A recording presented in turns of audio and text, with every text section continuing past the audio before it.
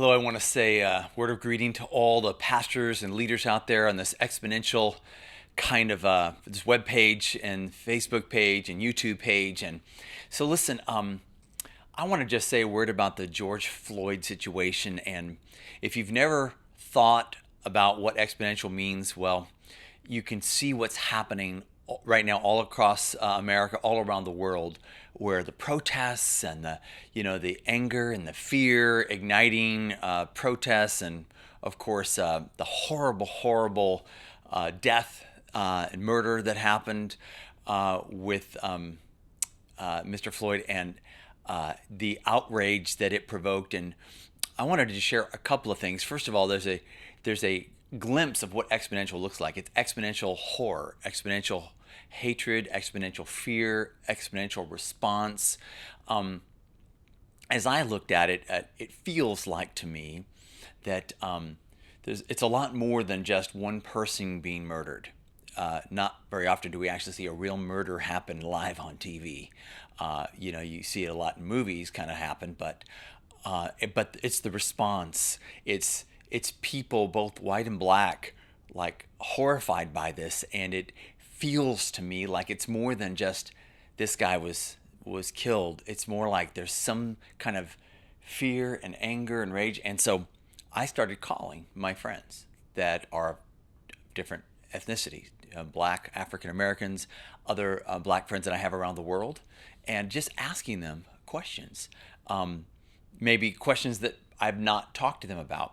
First of all, asking them to start off with is, help me understand this through your eyes. I want to know how you perceive what happened to George Floyd, but also the response. Help me to see it and understand it. What am I not seeing as a white person? What am I not understanding? And when I start a conversation with that, almost every single one of my friends said, "Thank you so much for calling me to ask." Other friends that I was talking to about other things, of different ethnicities, both in America and around the world, we were supposed to talk about other things. Hey, before we start that, can you give me your thoughts about what happened? And it was as though like I interrupted our other important business to talk about maybe something that deserved to interrupt it. Okay, and we end up talking for a half hour, and then we talk about what we were on the phone to talk about originally.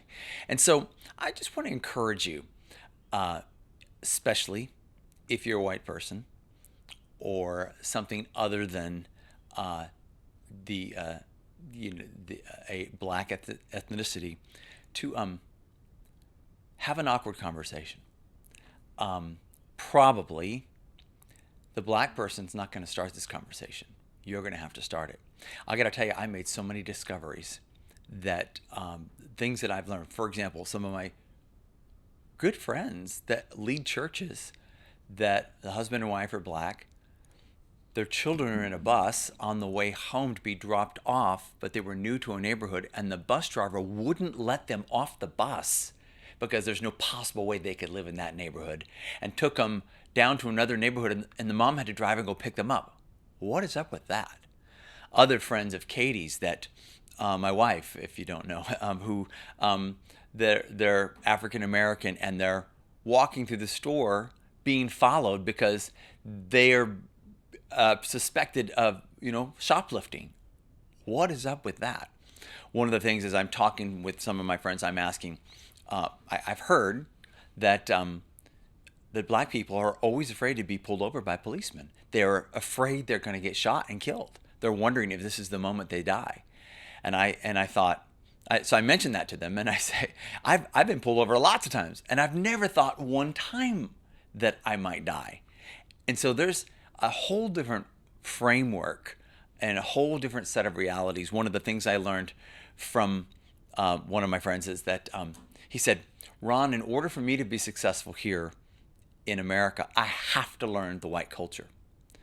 But you can be successful and you don't have to learn anything about my culture." And I thought, isn't that interesting? Like, I thought I knew some about culture. Let me see some of the other things that I that I learned. Probably one of my first stunning realities to this is, so I had thought you may or may not know the name Pastor Miles Monroe. He's the one. It's one of my spiritual fathers. Did my wedding with Katie. He officiated at the wedding. He's from the Bahamas. Very profound speaker. Went to heaven a few years ago. But from the Bahamas, of course, a black man, and I was a part of a African American church for probably 5 or 6 years in Tulsa, Oklahoma. Pastor Carlton Pearson back in the 80s was my pastor. And, I would have thought I would be the least person in the world to be racist. I've received so much growth. I have a relationship with other leaders, black leaders all around America. I feel like I've been shaped profoundly by people that have spoken to my life of other races, both African and African American. So when we had our ministry and we had our campus with 200 staff and 800 or 900 intern, 18, 19, 20-year-old interns, once a year we would do a dinner where we would have only the African American or the African young people come and have dinner at our house.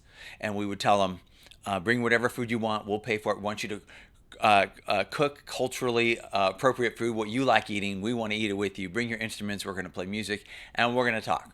And just to connect, just to listen, just to make them feel like they're. I recognize that they're there, and I would ask them questions after we get all done with the fun and the food and the singing. I'd ask them things like, "What's it like being of another ethnicity on our campus?" And what is awkward and what's normal. This is a very awkward conversation. So imagine this. So 50 or 100 young black people in our home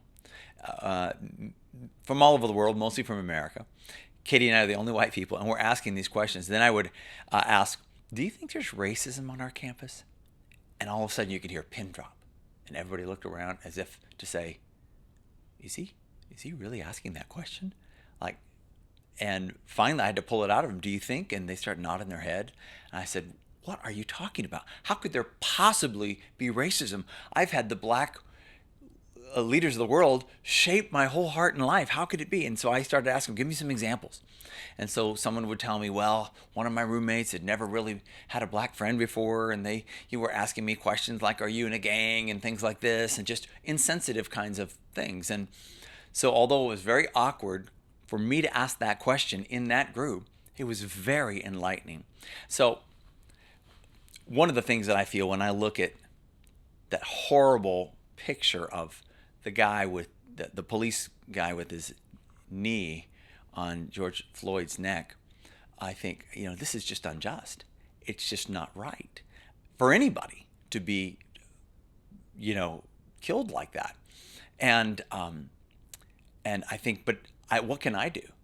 It feels too big, like you hear about this systemic racism, and I've asked my black friends, what is that really? And I could talk a long time about that. I've gotten educated on it, but when you feel like this huge injustice, that this side of reality that people with a different skin color, and that might be African American, might be Hispanic, it might be Indian, from from India, what they have to live with, in terms of how they are perceived and how they experience life. It feels overwhelming. What can I possibly do? How do you reform a whole nation? How do you get people to love somebody that they've been their whole life been taught to hate, or whatever? I want to encourage you to do just one thing.